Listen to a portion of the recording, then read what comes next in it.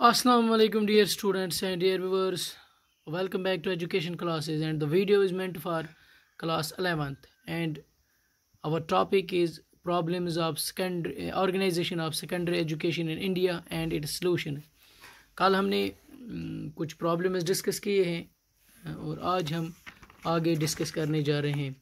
कल जो हमने कुछ पॉइंट्स इसमें डिस्कस किए हैं, यानी इसकी जो प्रॉब्लम्स है regarding the organisation of secondary education in India. Number first जो थी वो है aimlessness, number second unsuitable curriculum, number third defective text books, number fourth poor condition of teachers, number fifth defective methods of teaching, number sixth defective examination system, number seventh problems of wastage and stagnation, number eighth problem of student indiscipline, number ninth problem of low standards and number 10th lack of community life. आज हम आगे discuss करने जा रहे हैं, यानी इसका जो ये सेकंड लेक्चर है इस टॉपिक का। डियर स्टूडेंट्स, तो नंबर 11th पॉइंट जो इसमें है that is lack of social, moral and spiritual values. जब हम इन वैल्यूज़ की बात करते हैं, there is erosion of values, there is wide spread dissatisfaction. Moral values जो है, मॉरल वैल्यूज़, सोशल और स्पिरिचुअल वैल्यूज़ की जब हम बात करते हैं तो these values has become talk of the day. The system of education has failed on the ground of moral uplift. Dear students, इसके लिए जो सोल्यूशन है वो है good education should aim at the development of character. Teachers can render good service in this direction. mere sermons will prove futile. Example जो है, example is better than percept. There is an urgent need to inculcate social values, moral values, spiritual values among secondary students through school programmes like यानी morning assembly के ज़रिए, इसी तरह reading from scriptures, teaching of great world religions as a part of the curriculum, silent meditation and prayer, social service programmes, group singing of inspiring songs and hymns, celebration of religious festivals etcetera etcetera. इन programmes के ज़रिए हम secondary students में ये moral, spiritual और social values develop कर सकते हैं। डियर स्टूडेंट्स, तो without moral and spiritual values we shall be a nation without a soul. To exclude religion morality from education is to banish the spirit from a living being. यानी इन values के बगैर, यानी moral values के बगैर, spiritual values के बगैर we shall be a nation without soul.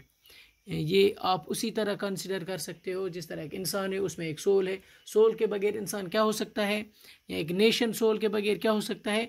उसी तरह हम विदाउट मॉरल और स्पिरिचुअल वैल्यूज़ कंसिडर हैं, किए जा सकते हैं। यानी जिसके पास मॉरलिटी नहीं है, जिसके पास मॉरल वैल्यूज़ नहीं है, जिसके पास स्पिरिचुअल वैल्यूज़ नहीं है, आप उसको ये समझिए he is without soul. Dear students, number 12th जो प्रॉब्लम है regarding the secondary organisation of secondary education that is inadequate supervision and inspection. Supervision जो हमारे स्कूल्स में है that is inadequate, mechanical, authoritative and of routine nature. It is mere show and paper work with no impact whatsoever. सिर्फ कागज़ों तक महदूद है, inspections होते रहते हैं, बाकी चीज़ें होती रहती हैं, लेकिन ये सिर्फ पेपर्स तक ही महदूद रहती हैं। अथॉरिटीज़ जो हैं they pay a deaf ear to the suggestions. There is lack of contact between the teacher and the supervisor. Supervision for the sake of supervision carries no weight. No model lesson are delivered by supervisors. They generally find faults with teachers. इसके लिए जो solution है वो ये है, supervision and inspection should be educate, यानी rational होनी चाहिए, डेमोक्रेटिक होनी चाहिए, फ्रेंडली होनी चाहिए, कंस्ट्रक्टिव होनी चाहिए। जब हम सुपरविजन और इंस्पेक्शन की बात करते हैं, सजेस्टिव होनी चाहिए, इफेक्टिव होनी चाहिए और रेगुलर होनी चाहिए। It should result in improving quality and standard of education. Supervision और इंस्पेक्शन इस तरह होना चाहिए, इत पे गए सुपरविजन तो इंस्पेक्शन आसन ताकि जो क्वालिटी ऑफ एजुकेशन है, स्टैंडर्ड ऑफ एजुकेशन है वो इम्प्रूव हो फिर बाद में इन इंस्पेक्शन और सुपरविजन से। Number next problem is lack of physical welfare.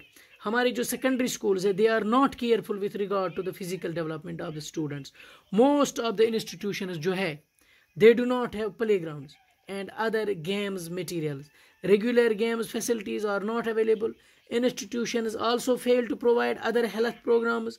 Facilities of first aid services of doctors and dispensaries are absent. ये एक प्रॉब्लम है. तो इसके लिए जो सोल्यूशन ये है, अथॉरिटीज़ जो है they should pay attention to this problem. Besides good health, games develop a spirit of cooperation, corporate life and sportsmanship among students. They also have emotional, psychological, social and intellectual value. Number 14th जो problem है इसकी, number 14th point जो है इसमें, lack of work experience. हमारा जो education system है it is primarily theoretical, books, mechanical. It lacks practical aspect. Practical aspect जो है इसमें लैग कर रहा है, कहीं ना कहीं हम इसमें पीछे रह रहे हैं. Manual work is looked down upon and creates feeling of disgrace among students. इसके लिए जो सोल्यूशन है that is there is need to introduce learning by doing. Learning by doing introduce होना चाहिए. Learning through activity, dignity of labour, manual work and social service in school curriculum, work experience, social service should form an integral part of every stage of education. Number next point जो है that is indifferent attitude. Present institutions mostly suffer from an attitude of indifference. Teachers, students, guardians, administrators, etc. These all show carelessness in their work. हर एक अपनी जिम्मेदारी अच्छी तरह से नहीं निभाता है. अपना जो वर्क है अच्छी तरह से नहीं निभाते हैं. The attitude of the teacher is that of pessimism. Politics is having an adverse effect on students. All are having their selfish interests. Nobody bother about the interests of the students and the institution. Things are deteriorated day by day, my dear students. तो इस problem का solution जो है that is remedy lies, इसका जो remedy है it lies in the fact that all should act with a spirit of cooperation. Spirit of cooperation होना चाहिए. Courage and sacrifice. The system needs vitalisation of all at all levels. यानी students के interest की फिक्र होनी चाहिए, institution का ख्याल रहना चाहिए. हम अपनी जिम्मेदारियां, रिस्पॉन्सिबिलिटीज़ हर एक को अपनी अपनी रिस्पॉन्सिबिलिटी अच्छी तरह से निभानी चाहिए. नंबर नेक्स्ट जो प्रॉब्लम है दैट्स फाइनेंशियल प्रॉब्लम. जनरली जब हम बात करते हैं सेकेंडरी स्कूल्स की, they suffer from shortage of finance. Teachers जो हैं they do not get their salaries regularly. This creates disinterestedness and ultimately effects efficiency with the result that discipline and administration become loose. This compels teachers to do part-time jobs. They resort to tuitions, my dear students. ये क्योंकि उनको regular basis पे जो salaries हैं वो नहीं मिलती हैं. इसके लिए जो सोल्यूशन है that is it is government की ये ड्यूटी है and the community to strengthen the economic condition of the institutions by providing adequate recurring and non-recurring grant in aids and liberal basis for meeting the expenditure on staff, building, scholarships, library, laboratory, hostel and playgrounds, etc. जितनी भी needs हैं institutions की, building है, library की need है, laboratory की है, hostel है, प्लेग्राउंड है, स्कॉलरशिप्स है, या टीचर्स की सैलरीज है, हर ये गवर्नमेंट की जिम्मेदारी बनती है इन चीज़ों का ख्याल रखें, इन चीज़ों को सॉल्व करें. तो नंबर नेक्स्ट जो प्रॉब्लम है that is undesirable growth in private schools. Dear students, independence के बाद जब हिंदुस्तान आज़ाद हुआ अंग्रेज से, उसके बाद क्या हुआ, there has been an unprecedented increase in the number of secondary school. बहुत सारे सेकेंडरी स्कूल जो है उनमें इजाफा होता चला in the name of expansion of education. By this increase has not only proved to be undesirable but has proved to be scourge for the students and teachers and ultimately for the country. Most of these schools are the private properties of some particular caste, political party or capitalists and casteism and favoritism, etc. And these are rampant in these schools. We can easily have the idea of the discipline in such schools, standards of teaching and character of the students and teachers. तो इसके लिए जो solution जो है वो ये है, Many private schools जो है they are a slur on the fourfold of secondary education. ये necessary है, बहुत ज़रूरी है to remove the slur as early as possible. Only the government is capable of performing this work, and nationalization of education is the only way through which this slur can be removed. But अगर हम present की बात करते हैं, nationalization of the entire secondary education does not appear practicable. However, government can regulate the management and administration of the private institutions. To improve the management of private institutions, the managing committee must include one representative of teachers and 3 other members nominated by the education department. तब ये factor ठीक होगा. Number next problem जो है that is lack of vocational courses. ये एक important point है कि जब हम वोकेशनलाइजेशन की बात करते हैं कैरिकुलम में सेकेंडरी एजुकेशन में, तो उसको इतनी ज़्यादा इंपॉर्टेंस नहीं दी जाती है. Though the government has started vocational courses under 10+2+3 system, but very few students opted for these courses as they are outdated and teachers lack training. ये कोर्सेज आउटडेटेड हैं, टीचर्स की भी ट्रेनिंग उतनी अच्छी नहीं है.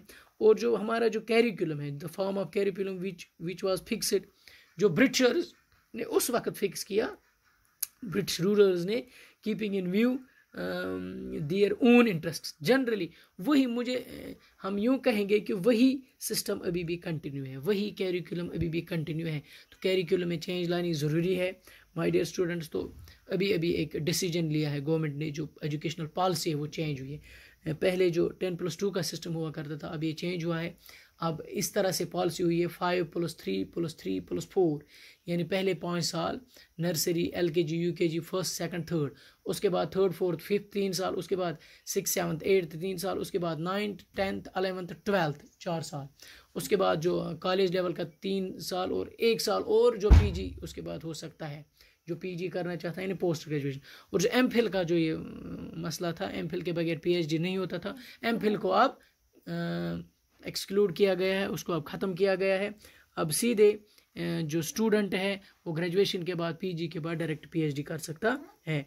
तो जब हम वोकेशनल कोर्सेज़ की बात करते हैं, तो इसके लिए जो सोल्यूशन है वो ये है कि सेकेंडरी एजुकेशन जो है it should be suitably vocationalised. Secondary education commission जो है वो कहता है कि secondary education should be vocationalised to a large measure and enrolment in vocational courses. Rest of 20% of the enrollment at the lower secondary stage and 50% of total enrollment at higher secondary stage by 1986.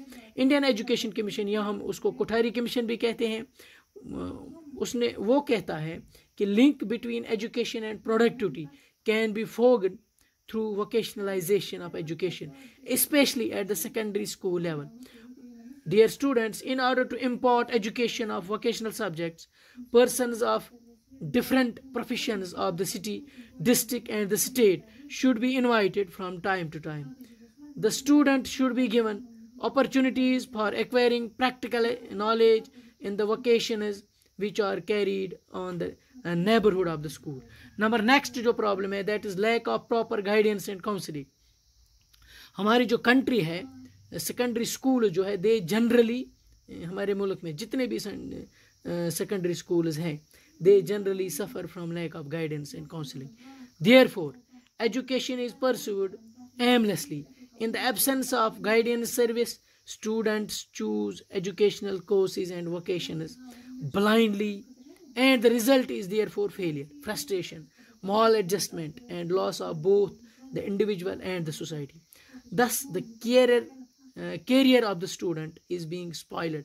Student का career इससे ख़राब हो रहा है, क्योंकि जब guidance और counselling ही नहीं है, तो गाइडेंस और काउंसलिंग बहुत ज़रूरी है स्टूडेंट्स के लिए, खासकर सेकेंडरी स्कूल्स की जब हम बात करते हैं, जिससे एक लड़के का कैरियर बन सकता है. इसके लिए जो सोल्यूशन है इस प्रॉब्लम के लिए वो ये है कि एडुकेट गाइडेंस और काउंसलिंग फैसिलिटीज़ जो है they should be made available in the school. Psychological centres and guidance bureaus should be established in each city. Guidance officer या हम यूँ कहेंगे career master should be provided in school, the teacher should extend all possible help in the matter. तो ये थी problems of secondary organisation of secondary education in India and उन problems की solutions. तो आज के लिए इतना ही, थैंक्स वेरी मच।